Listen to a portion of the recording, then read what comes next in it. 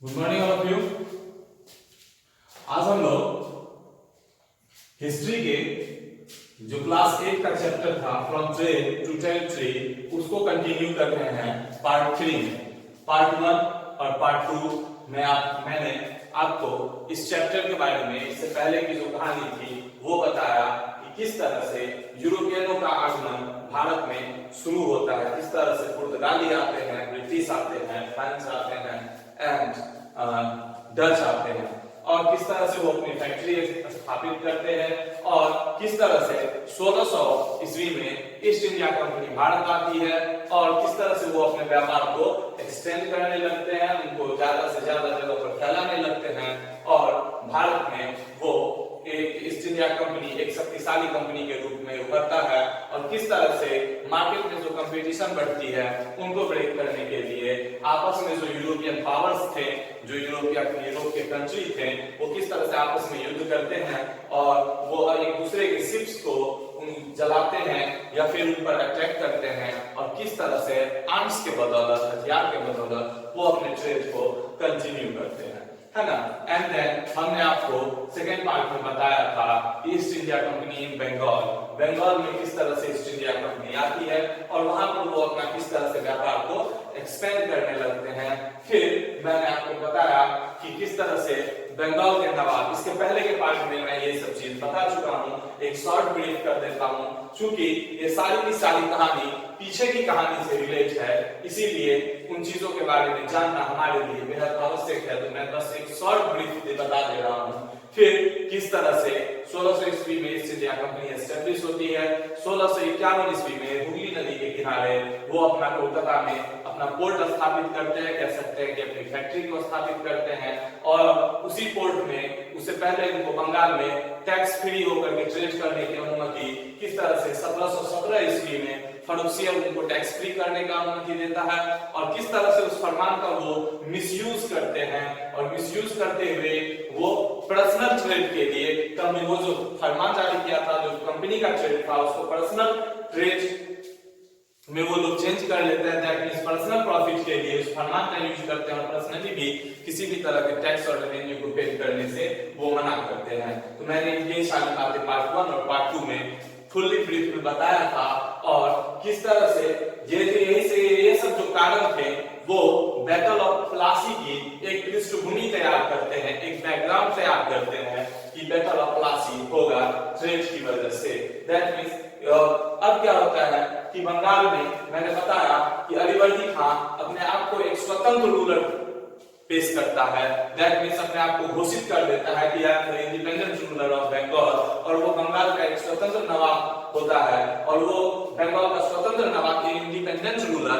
That means जो पहले पूरा का पूरा भारत मुगल सम्राट के अंतर्गत रहती है, उन्हें मुगल सम्राट को अपने पैसे देने होते हैं, टैक्सेस रेवेन्यू उनको पे करना होता है और उनके अंदर कंट्रोल में होते हैं, उनके कंट्रोल से वो बाहर हो जाते हैं और अपना एक इंडिपेंडेंट एरिया जो बंगाल होता है वहां का स्वतंत्र नवाब इंडिपेंडेंट रूलर खुद को घोषित करता है। तो फिर मैंने उसके बाद बताया कि अलीवर्दी खान जिसका कोई पुत्र नहीं होता है, उनकी 3 पुत्रियां थी और सबसे छोटी पुत्री की जो बेटा था सिराजुद्दौला, उसको वो बंगाल का नवाब घोषित करता है। 1756 ईस्वी में क्या अलीवर्दी खान की मृत्यु हो जाती है, ठीक है, और उसके बाद सिराजुद्दौला बंगाल का नया नवाब बनता है। अब देखो मैंने इससे पहले ये भी बताया जब वो बंगाल का नवाब बनता है तो उसने अंग्रेजों के जो ईस्ट इंडिया कंपनी का जो फोर्टिफिकेशन चलता है, दैट मींस की बेबंदी करते रहते हैं, उन चीजों का वो अपोज करते हैं। अब वो टैक्सेस भी नहीं पे करते रहते हैं क्योंकि वो मुगल सम्राट के टाइम में उनको जो फरमान मिला हुआ था, तो अब तो वो मुगल सम्राट के अंतर्गत रहे भी नहीं, तो वो इंडिपेंडेंट रूलर थे, तो वो अब उस फरमान को मानने से इनकार कर देते हैं और उनको अब टैक्सेस पे करने पर मजबूर किया जाता है। दैट मींस सिराजुद्दौला कहता है कि मुझे टैक्स पे करोगे देन आप यहाँ पे ट्रेड कर सकते हो। तो उनको आदत सी हो गई कि बिना टैक्स पे किए हुए सो वो क्या करते हैं, टैक्स पे करने से, रेवेन्यू देने से रिफ्यूज कर देते हैं। एंड देन इन जनरली जो वो पॉलिटिकली उन पर इंटरफेयर करते हैं, उस इंटरफेरेंस को भी सिराजुद्दौला बर्दाश्त नहीं करता है और वो मना करता है कि मतलब कह देता है कि हम इन चीजों को बर्दाश्त नहीं करेंगे, आप पॉलिटिकली हम पर इंटरफेयर नहीं कर सकते हैं। इसी कारण में क्या होता है कि सिराजुद्दौला देखता है कि ये टैक्सेस भी नहीं पे कर रहे हैं, ना बात मान रहे हैं, तो वो क्या करता है, मैंने बताया कि अपनी 30,000 टुकड़ियों को लेकर के, सॉरी पिछली वीडियो में मैंने 3,000 शायद बता दिया था कि 30,000 ट्रूप्स के साथ, अपने सिपाहियों के साथ वो क्या करता है, कासिम बाजार नाम का एक जगह होता है, वहां जाता है जहां पर अंग्रेजों की फैक्ट्री होती है और उसको घेर लेता है। और घेरने के बाद वहां पर 146 अंग्रेजों को अपनी बंदी बनाते हैं और उनको कैद में रखते हैं छोटे से घर में, ठीक है, जहां पर 146 का 50 आदमी भी एडजस्ट नहीं हो सकते थे सही से, उस जगह पर वो 146 आदमी को उस काल कोठरी में बंद करता है। यही घटना इतिहास में ब्लैक होल की घटना के नाम से प्रसिद्ध हुई, जो 20 जून 1756 को हुई थी, ठीक है, ब्लैक होल ऑफ कलकत्ता 20 जून 1756 को हुई थी, है ना। अब देखो क्या होता है कि उस वक्त 20 जून को ये जब होता है घटना, इसके बाद अब आते हैं बैटल ऑफ प्लासी, ये पृष्ठभूमि तैयार कर देता है और ये मुख्य वजह होता है ना। तो अब मैंने बताया कुछ इतिहासकार इसको, इस घटना को मानते भी हैं, कुछ नहीं भी मानते, कुछ कहते हैं ये एक मनगढ़ंत कहानी था और कुछ कहते हैं कि नहीं ये घटना हुई थी, ठीक है। फिर क्या होता है कि जब ये टैक्सेस पे करने से मना करेंगे, रेवेन्यू नहीं देंगे और इस तरह की घटना होगी तो क्या होगा, झड़प बढ़ेगी, है ना, दोनों के बीच कॉन्फ्लिक्शन बढ़ेगा, उनके बीच मतभेद बढ़ेंगे और यही वजह, ये सब वजह की वजह, इस सब की वजह से क्या होता है कि ये बैटल ऑफ प्लासी शुरू होता है। और बैटल ऑफ प्लासी को ईस्ट इंडिया कंपनी की तरफ से जो व्यक्ति लीड कर रहा होता है उनका नाम था रॉबर्ट क्लाइव। रॉबर्ट क्लाइव के नेतृत्व में रॉबर्ट क्लाइव वर्सेस सिराजुद्दौला, ठीक है, ये इन दोनों के बीच जो युद्ध होती है यही युद्ध कहलाती है बैटल ऑफ बक्सर, ठीक है, और सॉरी बैटल ऑफ प्लासी। और ये जो प्लासी की युद्ध हुई थी ये हुई थी 23 जून 1757। कब हुई थी? 23 जून 1757 को हुई थी। और इस युद्ध के नतीजे क्या निकले बेटा? इस युद्ध में ब्रिटिश यानी कि ये जो है Robert Clive East India Company जीत जाती है और सिराजुद्दौला हार जाता है। क्या होता है? ईस्ट इंडिया कंपनी जीत जाती है और सिराजुद्दौला हार जाता है। देखो कहने को तो ये ईस्ट इंडिया की कंपनी की जीत थी, लेकिन नहीं, ये हकीकत में सिराजुद्दौला या कह सकते हैं इंडिया की ही हार थी। उसकी तो जीत थी, लेकिन उससे ज्यादा बात यह है कि ये सिराजुद्दौला की, बंगाल की, या कह सकते हैं हिंदुस्तान की हार थी, क्योंकि इस युद्ध के बाद पूरा का पूरा इतिहास या कह सकते हैं आगे का जो घटनाक्रम था वो बदल जाता है। ईस्ट इंडिया कंपनी को इस जीत के बाद एक नई पावर मिल जाती है, एक नया कॉन्फिडेंस आ जाता है कि हम क्या कर सकते हैं, यहाँ के जो नवाब हैं उनको हरा सकते हैं, उनके राजाओं पर अपना अधिकार जमा सकते हैं, है ना। तो ये बहुत बड़ी हार थी। अब इस हार की वजह क्या थी? क्या सिराजुद्दौला के पास सेना की कमी थी या फिर कोई और वजह था? देखो मैंने बताया सिराजुद्दौला के हारने की जो मुख्य वजह थी, ठीक है, वो था आपस में मतभेद, ठीक है। आपस में मतभेद होने के कारण सिराजुद्दौला हार गया, क्योंकि देख जिस तरह रॉबर्ट क्लाइव ने एक रणनीति तैयार की। रणनीति क्या तैयार की बेटा? वो जो सिराजुद्दौला, मैंने आपको बताया अलीवर्दी खान की तीसरी पुत्री का बेटा था, है ना। सबसे छोटी वाली जो पुत्री थी उसका पुत्र था कौन? सिराजुद्दौला। क्या होता है, तो सिराजुद्दौला की जो मौसी होती है वो, जिसका नाम होता है घसीटी बेगम, और इसका पुत्र शौकतगंज। अब एक परिवार में ही दो लोग हो और सबसे छोटे वाले को नवाब बना दिया जाए तो दूसरे को दिक्कत तो होगी, है ना। तो ये क्या किए, अंग्रेजों के साथ ये मिल गए। इतना ही नहीं, इसके अलावा कुछ बड़े बड़े मर्चेंट्स थे भारत के, जो कोलकाता के ट्रेडर्स थे, व्यापारी थे, वो भी सिराजुद्दौला के खिलाफ थे। जैसे उसी में से एक नाम आता है, एक अमीचंद, और एक था कौन, जगत सेठ। ये सब भी जो थे इनके खिलाफ थे और रॉबर्ट क्लाइव ने इन सब के साथ मिलकर एक षड्यंत्र रचा और उस षड्यंत्र के तहत ऐसे कहा जाता है जब अपने लोग भी किसी युद्ध के षड्यंत्र में शामिल हो तो उस युद्ध में हार निश्चित होती है। तो वही बात यहाँ पर सिराजुद्दौला के साथ होती है। सिराजुद्दौला के घर के ही लोग, उनकी मौसी, उनका जो मौसी का लड़का होता है शौकतगंज, और कुछ एक व्यापारी होते हैं जो अमीचंद और जगत सेठ, ये सब क्या करते हैं, अंग्रेजों के साथ मिले हुए होते हैं, रॉबर्ट क्लाइव के साथ मिले हुए होते हैं, और इस युद्ध का परिणाम ये निकलता है कि सिराजुद्दौला इस वजह से इस युद्ध में हार जाता है और ईस्ट इंडिया कंपनी की जीत हो जाती है। इसके अलावा उसका एक दीवान होता है राय बल्लभ, ठीक है, कौन होता है, राज बल्लभ।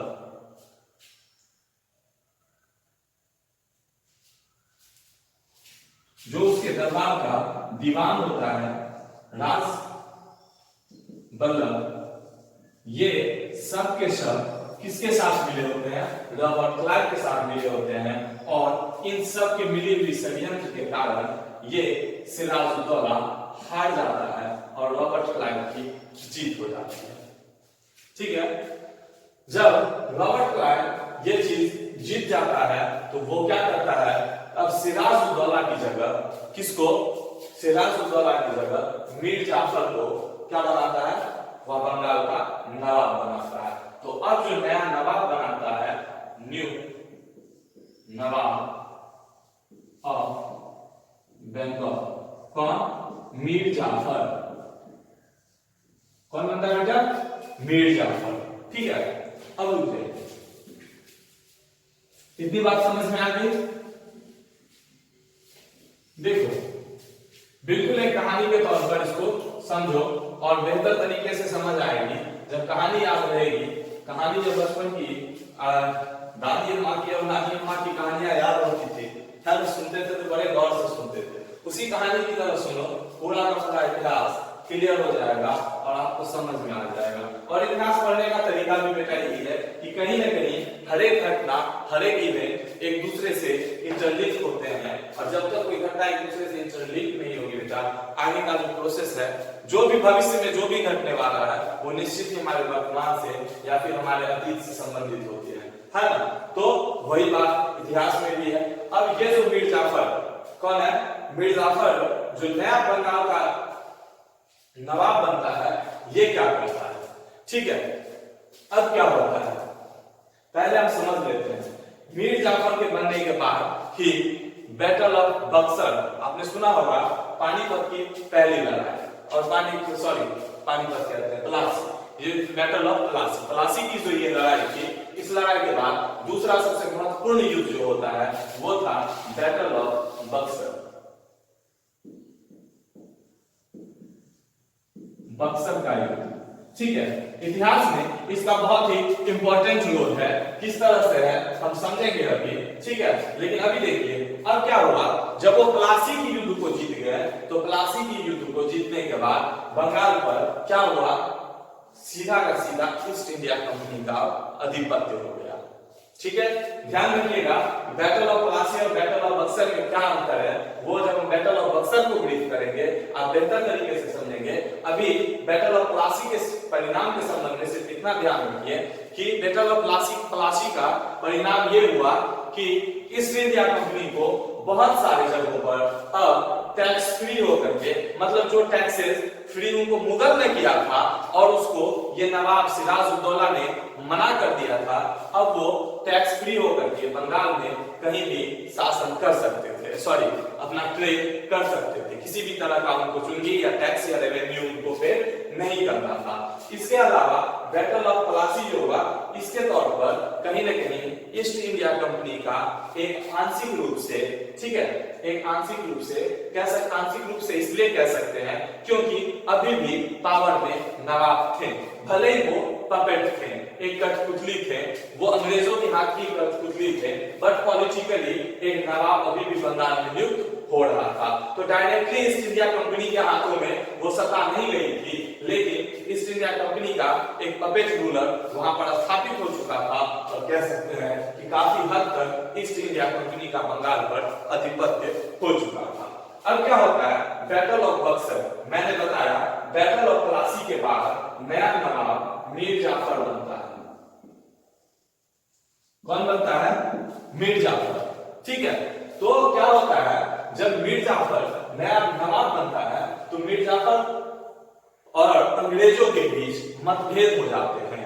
मतभेद इसके लिए कि अब ये सबसे पहले देखो, मतभेद तो बाद में होते हैं, पहले ये समझें कि पहले क्या होता है। जैसे ही मीर जाफर को बंगाल का गवर्नर नवाब बनाया जाता है तो मीर जाफर बहुत खुश होता है।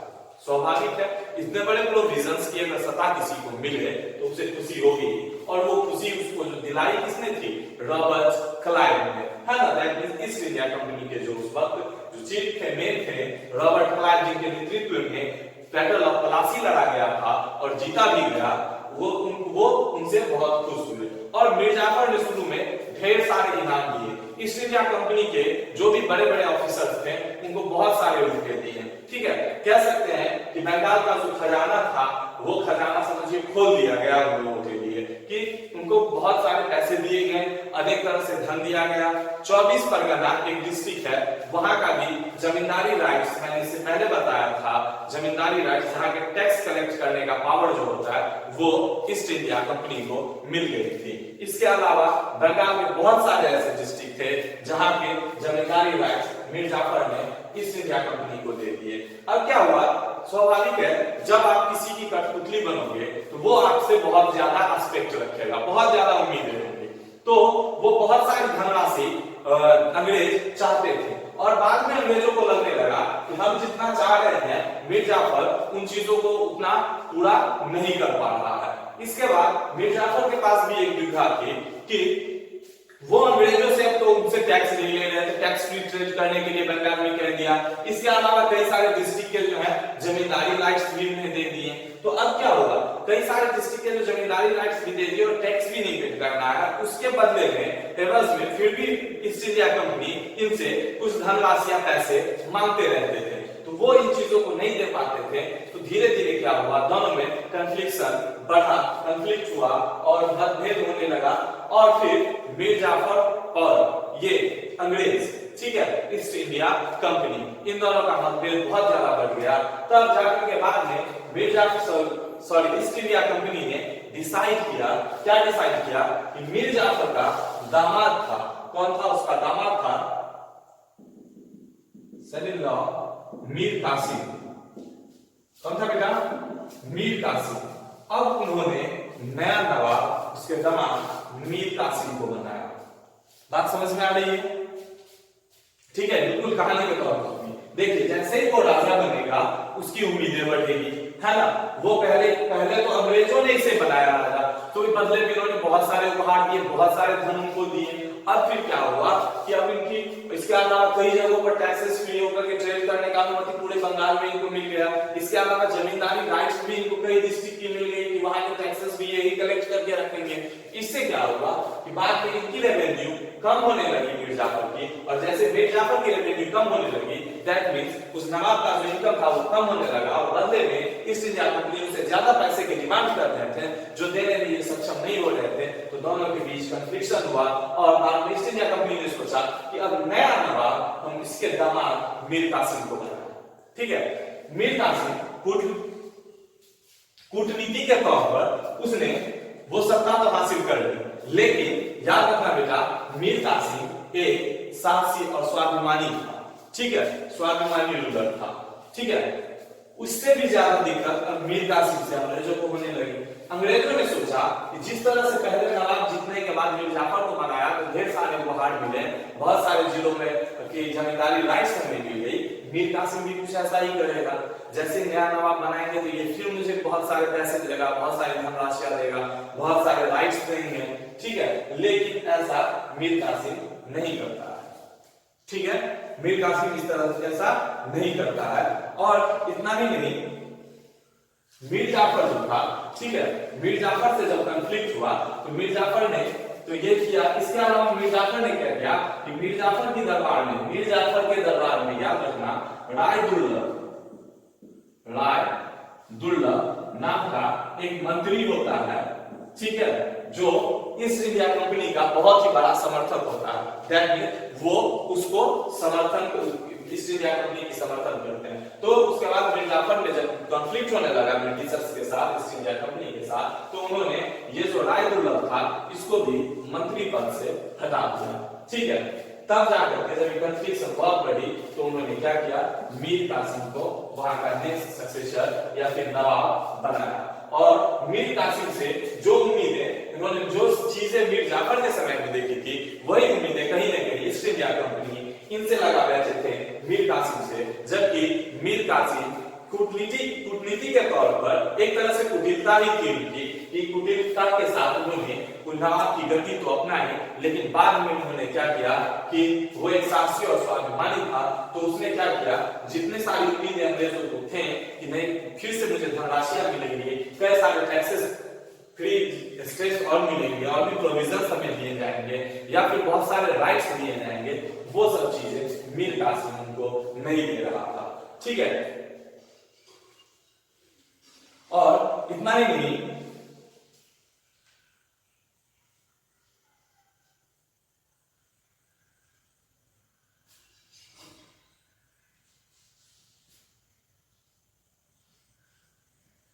अब देखो क्या होता है, ठीक है। मीर कासिम क्या करता है, मीर जाफर और मीर कासिम समझ गया, मीर कासिम सक्सेसर बनता है और वो इन सारी उम्मीदों पर खड़ा नहीं उतर पाता है। अब देखो तो इसकी वजह से अब क्या होगा, इन दोनों में भी कॉन्फ्लिक्शन शुरू हो गया, ठीक है। अंग्रेज अब मीर कासिम भी हो गए, मीर कासिम से भी क्या हुआ, अंग्रेज ब्रिटिशर्स को नहीं पड़ता था। तो अब ब्रिटिशर्स को नहीं पड़ता था तो फिर ब्रिटिशर्स ने सोचा, अरे मैं ये हमने क्या सोचा और ये क्या निकला, हमने सोचा कि अब इसे नया नवाब बनाया है, नया नवाब बनाया है तो ये हमारे फेवर में काम करेगा, हमारे अकॉर्डिंग काम करेगा, लेकिन ये तो फिर मनमानी, तो उससे भी ज्यादा मनमानी करने लगा, है ना।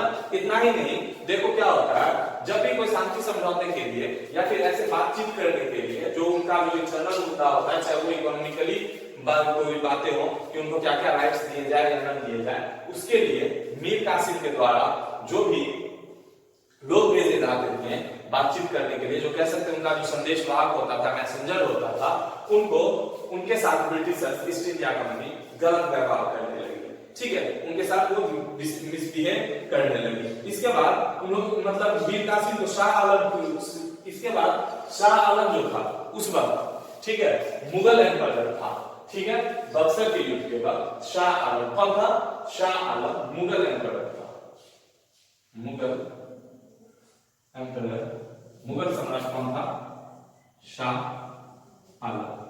देखो शाह आलम से कहानी कैसे शुरू होती है, ठीक है।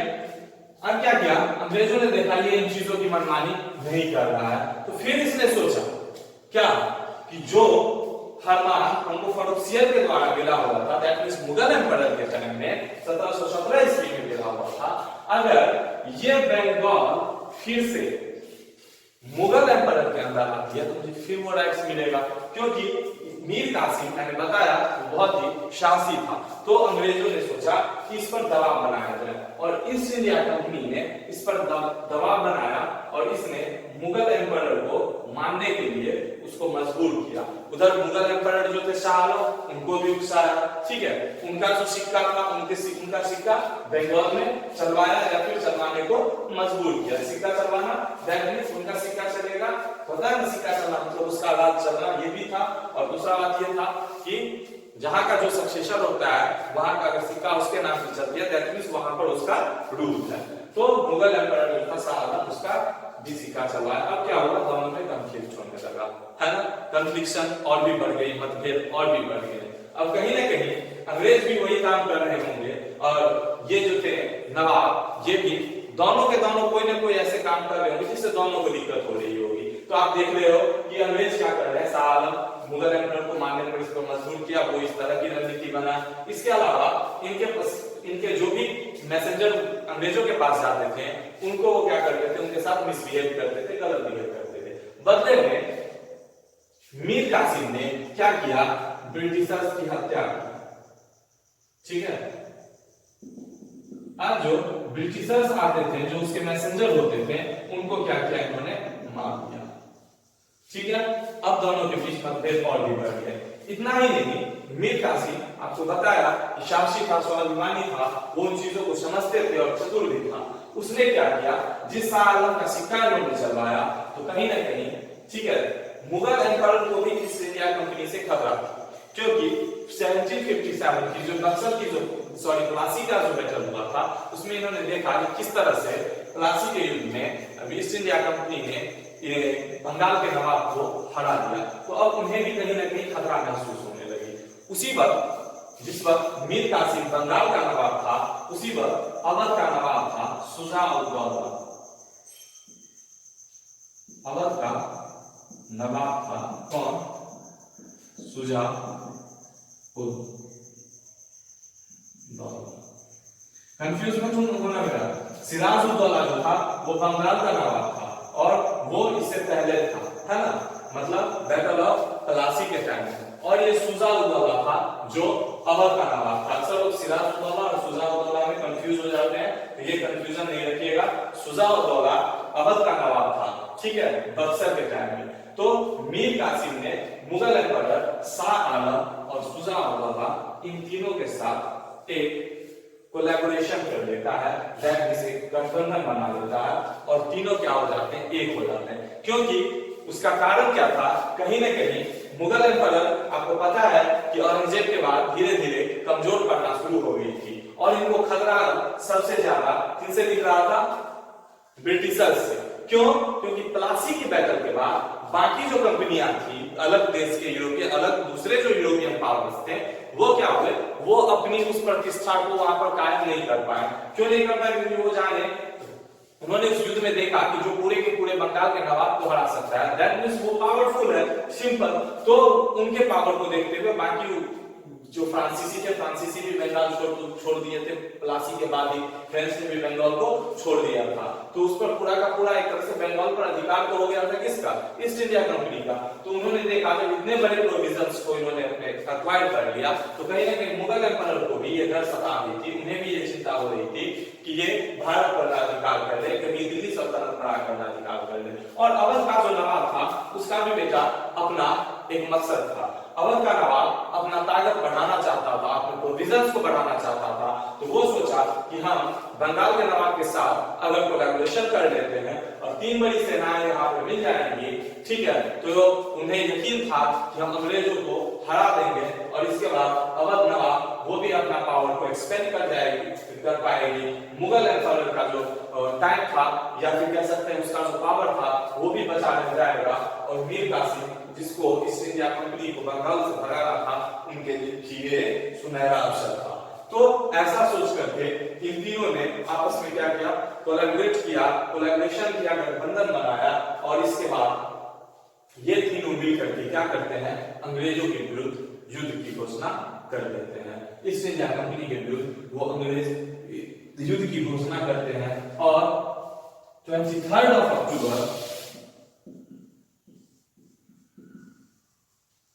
1764 को बक्सर के मैदान में एक युद्ध होती है, जो इतिहास में बैटल ऑफ बक्सर के नाम से विख्यात है। ठीक है, क्या हुआ, तीनों मिल गई। अब तीनों जाकर के क्या किया, अंग्रेजों ईस्ट इंडिया कंपनी के अगेंस्ट में एक वॉर करते हैं, और वो किस नाम से प्रसिद्ध हुआ, बैटल ऑफ बक्सर। ठीक है, अब देखो बैटल ऑफ बक्सर से क्या हुआ। ठीक है, बैटल ऑफ बक्सर में ये हुआ, यहां पर इन्होंने जैसा सोचा था, ठीक उसके उल्टे परिणाम हुए। ठीक है, फिर ईस्ट इंडिया कंपनी जीत जाती है, और मीर कासिम और ये हार जाते हैं। ठीक है, अब क्या होता है, बैटल ऑफ बक्सर में भी ये तीनों ने जो सोचा था, उसका ठीक उल्टा परिणाम होता है, और बैटल ऑफ बक्सर के टाइम में ये जो था नवाब शाह आलम द्वितीय, ठीक है, सेकंड होता है शाह आलम, इसे शाह आलम कहते हैं। ठीक है, तो ये मुगल एम्पायर, अवध नवाब एंड तीन बड़े पावर्स को ईस्ट इंडिया कंपनी ने हरा दिया। अब ईस्ट इंडिया कंपनी का सीधा सीधा क्या हो गया, उसका अधिकार हो गया बंगाल पर। अब इससे असर क्या होगा, इसके परिणाम क्या थे? इसके जो परिणाम थे बेटा बहुत ही दूरगामी थे। दैट मीन्स कि इसके परिणाम बहुत ही बड़े निकले। ठीक है, अंग्रेजों के बहुत बड़े फेवर में गया, क्योंकि ईस्ट इंडिया कंपनी ने क्या किया, तीन बड़ी बड़ी सेनाएं, ठीक है, जो मुगल एम्पायर को हरा दिया, अवध नवाब और मीर कासिम, जो अपने आप में अवध भी बहुत बड़ा प्रोविजन था, जो आज उत्तर प्रदेश जो आप देख रहे हैं उसके आसपास के पूरे क्षेत्र लगभग कह सकते हैं वहां से लेकर के एमपी तक फैला हुआ था, वो पूरा का पूरा अवध क्षेत्र। इधर बंगाल जो उस समय में बिहार, बंगाल और उड़ीसा तीनों एक साथ थे, इतना बड़ा प्रोविजन। और दिल्ली सल्तनत कह सकते हैं कि पूरा का पूरा उत्तर भारत एक तरह से। ये तीन बड़ी पावर को इन्होंने हरा दिया, ठीक है, एक ही युद्ध में, जबकि इन्होंने कोलैबोरेट करके, गठबंधन करके युद्ध किया था, इसके बावजूद ये हार गए। तो अब जो इनका कॉन्फिडेंस था वो अलग ही था, और हमारे इंडियन छोटे छोटे प्रोविजंस के जो रूलर थे, जो सक्सेसर थे, वो अब ये सोचने पर मजबूर हो गए थे कि जो कंपनी इतनी बड़ी सेना को हरा सकती है, वो उससे मतलब अब युद्ध करना या उलझना हमारे लिए ठीक नहीं है। इस तरह से बैटल ऑफ बक्सर एक बहुत ही निर्णायक युद्ध होता है भारत के आधुनिक इतिहास में, जहां पर वो अंग्रेजों को कह सकते संपूर्ण शक्ति प्रदान करती है। इसके बाद ही अंग्रेजों का उत्थान होता है, ब्रिटिशर्स जो है वो उठते हैं और ब्रिटिशर्स पूरे के पूरे इंडिया में अपना कब्जा जमा लेते हैं, और बंगाल पर स्वतंत्र रूप से अब किसका, ईस्ट इंडिया कंपनी का जो है शासन हो चुका होता है। ठीक है, एक बात और है इंपॉर्टेंट बताने वाली कि देखो, ये खबर जब ब्रिटिश क्राउन को मिलती है कि ईस्ट इंडिया कंपनी ने भारत के इतने बड़े सेना को, जो मुगल एम्पायर को हरा दिया, क्योंकि बाहर की दुनिया में उस वक्त दिल्ली सल्तनत का जो मेन एम्पायर था वो पूरे भारत का मेन राजा माना जाता था, है ना, उनको लोग समझते थे। इसके अलावा अवध और बंगाल सबको पता था ये भारत का बहुत बड़ा प्रोविजन है, ठीक है, तो इतने बड़े प्रोविजन को हरा दिया। तो अब कहीं ना कहीं जो ब्रिटिश क्राउन थी, ब्रिटेन के जो उस वक्त के राजा थे, उनको ये डर सताने लगी कि ऐसा नहीं कि ईस्ट इंडिया कंपनी पूरे भारत पर अधिकार कर ले और कल को मेरे बात करने से भी मना कर दे, क्योंकि वो एक पावरफुल ऐसे कंट्री पर उसने अपना आधिपत्य कर लिया है जिसके पास ट्रेड के अकॉर्डिंग रिसोर्सेज काफी ज्यादा है। ठीक है, तो उन्होंने यही वजह थी, आपको तो खैर नहीं पढ़ना, लेकिन बाद में जब आप रेगुलेटिंग एक्ट के बारे में पढ़ोगे तो ये रेगुलेटिंग एक्ट वहीं से आता है कि अब उन्होंने ईस्ट इंडिया कंपनी को रेगुलेट करना शुरू किया, अपने अंदर उसको मिलाना शुरू किया, मतलब उनको खुद से अलग नहीं होने दिया। और बाद में यही होता है कि